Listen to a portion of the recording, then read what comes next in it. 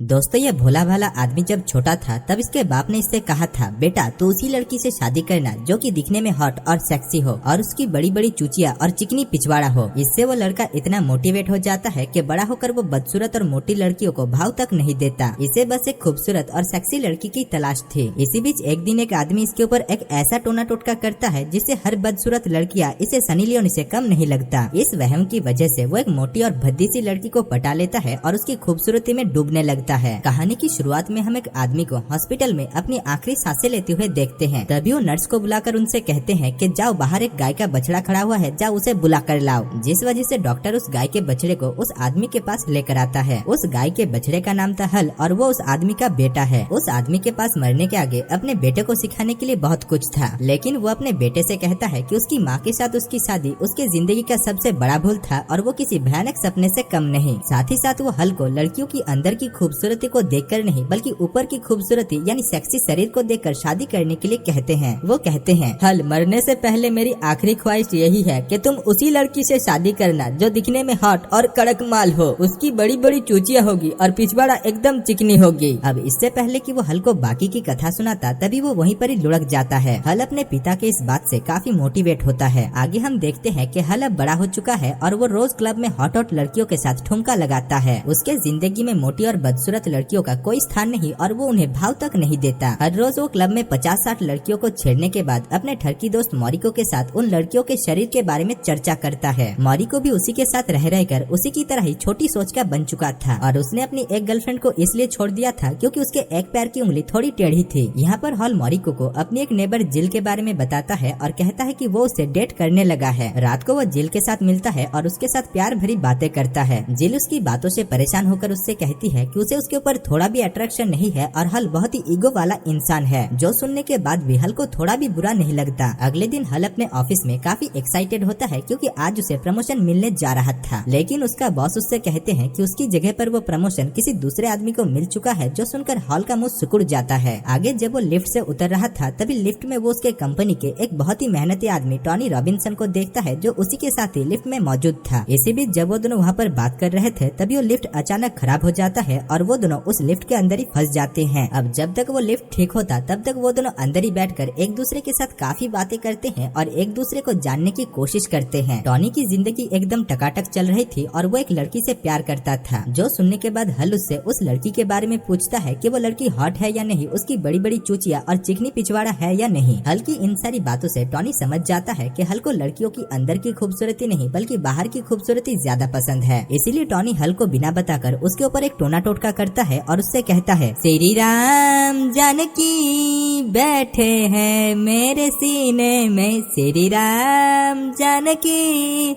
बैठे हैं मेरे सीने में। अब टॉनी के इस भयानक मंत्र की वजह से हॉल का लड़कियों के ऊपर ताड़ने का नजरिया बदल जाता है। वो लिफ्ट से निकलकर जिस भी बदसूरत लड़की को देख रहा था वो उसे हॉट और कमसिम कमरिया दिखाई दे रहा था। इसी बीच वो अपने ऑफिस के एक बदसूरत लड़की जो कि अभी उसे हॉट दिखाई दे रहा था उसके साथ कैब शेयर करता है और रास्ते में उसके ऊपर जी भरकर डोरे डालता है। वो लड़की उससे पूछती है, अच्छा तुम्हें आज क्या हुआ, रोज तो तुम मुझे कुत्तों की तरह भाव नहीं देते, तो आज ऐसे घूर क्यों रहे हो? हॉल कहता है, नहीं आज तुम बहुत खूबसूरत लग रही हो, क्या तुम मुझे तुम्हारा व्हाट्सएप नंबर दोगी? जिसमें वो लड़की भी मुंह उठाकर उसे उसकी व्हाट्सएप नंबर दे देती है। रात को हल फिर से अपने ठरकी दोस्त मौरिको के साथ क्लब में लड़कियों को ताड़ने के लिए जाता है। वहाँ पर हर मोटी और बदसूरत लड़कियाँ उसे हॉट और सेक्सी दिखाई दे रहा था, इसीलिए वो मुंह उठाकर उन लड़कियों के साथ नैन मटक्का करने के लिए चला जाता है। दूसरी तरफ उसके ठरकी दोस्त मौरिको जब वॉशरूम से वापस आता है तभी वो हल को मोटी बदसूरत लड़कियों को पकड़कर उछल कूद करते हुए देखता है। वो सोचता है कि अब इसे ये क्या बवासीर हो गया, जिन लड़कियों को ये कभी मुंह उठाकर देखता भी नहीं था आज कैसे उन लड़कियों के साथ ये ठुमके के ऊपर ठुमका लगाया जा रहा है। इसीलिए वो उसे पकड़कर अपने साथ लेकर जाने लगता है और कहता है कि तुम इन भैंसों के साथ क्या कर रहे हो। हल उसकी एक भी बात नहीं सुनता और फिर से उन लड़कियों के साथ ठुमका लगाने के लिए चला जाता है। इधर हल की नेबर जिल हल को उन बदसूरत लड़कियों के साथ ठुमका लगाते हुए देख लेती है और उसे काफी जलन होता है। अगले दिन हल जब गाड़ी चला रहा था तभी वो रास्ते में एक बहुत ही खूबसूरत लड़की को देखकर उसके पीछे पीछे एक शॉपिंग मॉल के अंदर घुस जाता है। उस लड़की का नाम था रोजली और वो बहुत ही मोटी और भद्दी सी लड़की थी। लेकिन टोनी के टोने टोटके की वजह से हॉल का लड़कियों को देखने की नजरिया बिल्कुल बदल चुका था और उसे वो तो एक कमसिम कली नजर आ रहा था जो कि शॉपिंग मॉल में अपने लिए कच्ची खरीदने के लिए आई थी। हल उसकी कच्ची की साइज को देखकर कहता है, ये कौन से दानव के लिए खरीद रहे हो? तुम्हें तो 28 साइज की पेंटी खरीदनी चाहिए। जिसके बाद हल उसके ऊपर डोरे डालना शुरू कर देता है और उसकी तारीफ का पुल बांधने लगता है। रोजली पहले सोचती है कि हल उसके साथ मजाक कर रहा है, क्योंकि आज तक उसके भारी भरकम शरीर को देखकर किसी ने उसकी तारीफ तो दूर की बात उसकी तरफ मुंह उठाकर देखा भी नहीं था। हल के लिए रोजली किसी परी से कम नहीं, इसीलिए वो उसके मुंह पर शायरी के ऊपर शायरी ठोकता है, जिससे रोजली को भी लगता है कि हल उसके प्यार में दीवाना है। आगे वो दोनों एक रेस्टोरेंट पर चाय पानी पीने के लिए जाते हैं, जहाँ पर वो दोनों एक दूसरे के बारे में जानकारी लेते हैं। रोजली बताती है कि वो बच्चों के हॉस्पिटल में काम करती है और उसे समाज सेवा करना बहुत पसंद है, जो सुनकर हल उसके ऊपर और भी इम्प्रेस होता है। इसी बीच रोजली की बातों से हल को पता चलता है कि हल जिस कंपनी में काम करता है, रोजली उस कंपनी के मालिक की बेटी है। यहाँ पर रोजली बिना मेनू कार्ड को पढ़े ही रेस्टोरेंट में मौजूद सारे खाने को ऑर्डर देती है, जो देखकर हल बहुत हैरान होता है, क्योंकि उसने आज तक जिन लड़कियों को डेट किया था वो रेस्टोरेंट पर सिर्फ चाय और सिर्फ सैलाड ही ऑर्डर करती थी। खैर, इसी बीच रोजली जिस कुर्सी पर बैठी हुई थी वो कुर्सी अचानक पिचक जाती है। ये देखकर हल वहाँ के मैनेजर के ऊपर चाइना कंपनी की कुर्सी इस्तेमाल करने के लिए भड़क जाता है, जबकि पूरा का पूरा दोस्त कुर्सी का नहीं बल्कि कुर्सी के ऊपर बैठी हुई उस भारी भरकम महिला की थी। खैर, डेट के बाद हल रोजली को अगले दिन उसके साथ फिर से डेट पर चलने के लिए पूछता है, जिसमें रोजली भी मुंह उठाकर उसे हाँ कह देती है। अगले दिन हल अपने साथ अपने ठरकी दोस्त मॉरिको को भी रोजली के साथ मिलाने के लिए लेकर आता है। मॉरिको वहाँ पर रोजली की भारी भरकम शरीर को देखकर हल को उससे दूर रहने के लिए कहता है और उसे गेंडा कहता है, लेकिन हल तो रोजली के प्यार में बिल्कुल अंधा हो चुका था, इसलिए वो अपने ठरकी दोस्त मॉरिको की एक भी बात नहीं सुनता। आगे रोजली हल को बीमार बच्चों को दिखाने के लिए एक हॉस्पिटल में लेकर जाती है, जिसको वो देखरेख करती है। वो सभी बच्चे बीमार, अपाहिज, अपंग थे, लेकिन हल को वो सभी बच्चे बहुत ही खूबसूरत और प्यारा दिखाई दे रहा था, इसीलिए हल उनके साथ उछल कूद करने लगता है। रोजली जब हल को उन बच्चों को प्यार करते हुए देखती है तभी वो हल के ऊपर और भी इम्प्रेस हो जाती है। हल जब रोजली को अपने घर लेकर जाता है तभी उसकी नेबर जिल हल को उस भारी भरकम रोजली के साथ देख लेती है। जिल हल से पूछती है, इसे कहाँ से उठा कर ला रहे हो तुम? जिसमें हल जिल से कहता है कि वो उसकी सपनों की रानी यानी उसकी गर्लफ्रेंड है, जो सुनकर जिल को बहुत जलन होती है। इधर हल रोजली को उसके घर आने के लिए कहता है, लेकिन रोजली उसके साथ उसके घर जाने से मना कर देती है, क्योंकि उसे इस बात का डर था कि अकेला पाकर हल क्या पता उसकी पैंटी उतार दे। हल यहाँ पर उसे बहलाने फुसलाने की बहुत कोशिश करता है, लेकिन वो मुंह फुलाकर वहाँ से चली जाती है। अगली सुबह रोजली उससे मिलने के लिए उसके घर पर आती है, क्योंकि उसे भी पिछली रात के करतूतों के लिए बुरा महसूस हो रही थी। इसके बाद से वो दोनों कई दफा डेट पर जाते हैं और एक दूसरे के साथ ही रहने लगते हैं। वो दोनों एक दिन चप्पू भी चलाते हैं, जिसमें रोजली के भारी भरकम शरीर की वजह से चप्पू 45 डिग्री एंगल पर झुका रहता है। आगे एक दिन रोजली हल को अपने साथ अपने घर पर लंच के लिए लेकर जाती है, जहाँ पर हल रोजली की पतली माँ को एक गलत शब्द कह देता है। वो कहता है कि रोजली को उसकी हॉट फिगर उसके माँ से मिली है, जबकि उसकी माँ काफी पतली है। खैर, खाना खाने के बाद जब हल रोजली के पिता के साथ अकेला बैठा होता है तभी रोजली के पिता उससे कहते हैं, हल सच बताओ, तुम क्या रोजली से प्यार करते हो या फिर कंपनी में प्रमोशन के लिए उससे प्यार करने का ढोंग कर रहे हो? जो सुनकर हल उनसे कहता है, नहीं ससुर जी, मैं कोई ढोंग नहीं कर रहा, मैं रोजली से बहुत प्यार करता हूँ और मैं उसी की ही पैंटी उतारना चाहता हूँ। जो सुनकर रोजली के पिता चुप हो जाते हैं। उसी रात हल रोजली को अपने घर लेकर जाता है, जहाँ पर रोजली काफी नर्वस थी। हल यहाँ पर उसकी मनोबल को बढ़ाता है और उस रात वो उसकी पैंटी उतार कर ही छोड़ता है। अगली सुबह जिल रोजली को हल के घर से निकलते हुए देख लेती है और समझ जाती है कि अगली सुबह हल के रूम में क्या कुछ हुआ होगा। अब हल का एक ऐसी बदसूरत लड़की के साथ प्यार करना जिल की ईगो को हर्ट कर रहा था, इसीलिए वो ज्यादा देर ना करते हुए हल के ऊपर डोरे डालना शुरू कर देती है। वो रात को हल को उसके साथ वीडियो गेम खेलने के लिए इनवाइट करती है, लेकिन हल उसकी इनविटेशन को रिजेक्ट कर देता है, जो सुनकर वो हैरान हो जाती है। इधर हल का ठरकी दोस्त मॉरिको भी हल को एक मोटी लड़की के साथ देखकर हैरान में पड़ा हुआ था। वो हल से पूछता है कि वो कैसे इतना बदल गया, जिसमें हल उसे उस दिन लिफ्ट में हुए इंसिडेंट के बारे में और टॉनी रॉबिन्सन के बारे में बताता है। ये बात सुनते ही मॉरिको मुंह उठाकर टॉनी के पास पहुंच जाता है और उससे पूछता है कि उसने उसके दोस्त हल के ऊपर क्या टोना टोटका किया है, जिसमें पहले तो टॉनी उसे कुछ भी नहीं बताता, लेकिन बार बार गिड़गिड़ाने की वजह से वो उसे उस टोने टोटके के बारे में बताता है। साथ ही साथ वो उसे इस टोने टोटके से बचने के लिए एक उपाय भी बताता है और कहता है कि उसे बस हल को सैलो हॉल बुलवाना पड़ेगा और इसको बोलते ही ये टोना टोटका खत्म हो जाएगा। दूसरी तरफ हल रोजली के साथ पिज्जा बर्गर खाने के लिए एक रेस्टोरेंट पर आया हुआ था। वो दोनों जब बातें कर रहे थे तभी फिर से रोजली की वजन से एक और कुर्सी टूटकर बिखर जाता है। इस चीज से हल उस रेस्टोरेंट के मैनेजर के ऊपर बौखलाकर उसे गालियां देने के लिए जाता है। इसी बीच उसे उसका ठरकी दोस्त मॉरी को कॉल करके शैलो हॉल कहने के लिए कहता है और हल भी ये शब्द कहता है। अब कॉल को खत्म करके वो जब पीछे की तरफ देखता है तभी उसे कहीं पर भी रोजली दिखाई नहीं देता, क्योंकि अब उसका लड़कियों को देखने का नजरिया बिल्कुल बदल चुका था। इसीलिए वो रोजली, जो कि अभी उसके लिए मोटी हो चुकी थी, उसे देखकर वो पहचान नहीं पाता। इसी बीच उसके ठरकी दोस्त मॉरिको उसके पास आकर उसे अपने साथ लेकर जाता है और उसे राम कहानी बताता है। ये सुनकर हल को अपनी ठरकी दोस्त की बातों पर भरोसा नहीं होता। तभी उसे वही लड़की दिखने को मिलता है जिसके साथ उसने मूवी की शुरुआत में गाड़ी को शेयर किया था। उसका मुंह देखकर ही हल का ये शक यकीन में बदल जाता है कि जरूर उसके साथ कोई टोना टोटका हुआ था, क्योंकि उस दिन वो लड़की बहुत खूबसूरत थी और आज उसका मुंह किसी चाय के पतीले की तरह ही था। अब इस चीज से हल काफी पैनिक होकर रोजली को वहीं पर ही छोड़कर अपने घर वापस आ जाता है। इसके बाद से वो कुछ दिनों तक रोजली से नहीं मिलता और अपने काम में बिजी हो जाता है। एक दिन उसकी नेबर जिल उसे उसके साथ खाने के लिए एक रेस्टोरेंट पर लेकर जाती है, जहाँ पर वो उससे कहती है कि वो उसके बदले हुए बर्ताव की वजह से उससे प्यार करने लगी है, जो कहकर वो उसकी हाथ पकड़ लेती है। हल को यहाँ पर एहसास होता है कि वो जिल से नहीं बल्कि रोजली से प्यार करने लगा है। तभी उस रेस्टोरेंट पर रोजली भी अपना सड़ा हुआ मुंह और अपने फैमिली के साथ पहुँच जाती है और वो हल को एक पराई औरत के साथ हाथ पकड़कर लुलु लुलु करते हुए देखकर बहुत दुखी हो जाती है। हल उसके पास से होकर ही गुजरता है, लेकिन वो उसे पहचान नहीं पाता। दरअसल हल रोजली को ही कॉल करने के लिए जा रहा था। खैर यहाँ पर वो उसे कॉल करके फिर से बहला फुसलाने की कोशिश करता है, लेकिन रोजली को उसकी काली सच्चाई के बारे में पता चल चुका था, इसलिए वो उसे ब्रेकअप करती है। आगे हल रोजली से मिलने की बहुत कोशिश करता है और उसके हॉस्पिटल पर भी जाता है, लेकिन रोजली उसके साथ मिलने से इनकार कर देती है। इसी बीच एक दिन हल को पता चलता है कि उसके ठरकी दोस्त मॉरिको के पीछे एक पूछ है जिसको ऑपरेशन करके बाहर निकाला नहीं जा सकता, इसलिए मॉरिको अपनी गर्लफ्रेंड को बिना किसी वजह के छोड़ देता था। हल यहाँ पर मॉरिको को उसके इस पूछ को गॉड गिफ्टेड कहकर उसे मोटिवेट करता है। आगे हल रोजली से मिलने के लिए उसे ढूंढते ढूंढते एक पार्टी में पहुंच जाता है, जहाँ पर वो उसे अपनी दिल की बात बताता है। रोजली पहले उसकी बातों पर भरोसा नहीं करती, लेकिन वो भी उससे प्यार करने लगी थी, इसलिए वो मान जाती है। यहाँ पर वो दोनों एक दूसरे की चुम्मी लेते हैं और हल रोजली को गोदी में उठाने की कोशिश करता है, लेकिन उससे जब ये नहीं होता तभी उल्टा रोजली ही उसे गोदी में उठाती है। दूसरी तरफ मॉरिको ने भी अपने लिए एक लड़की का जुगाड़ कर लिया था, जिसको उसके पूछ से कोई भी दिक्कत नहीं थी। और दोस्तों इसी के साथ ही इस मूवी की कहानी समाप्त हो जाती है।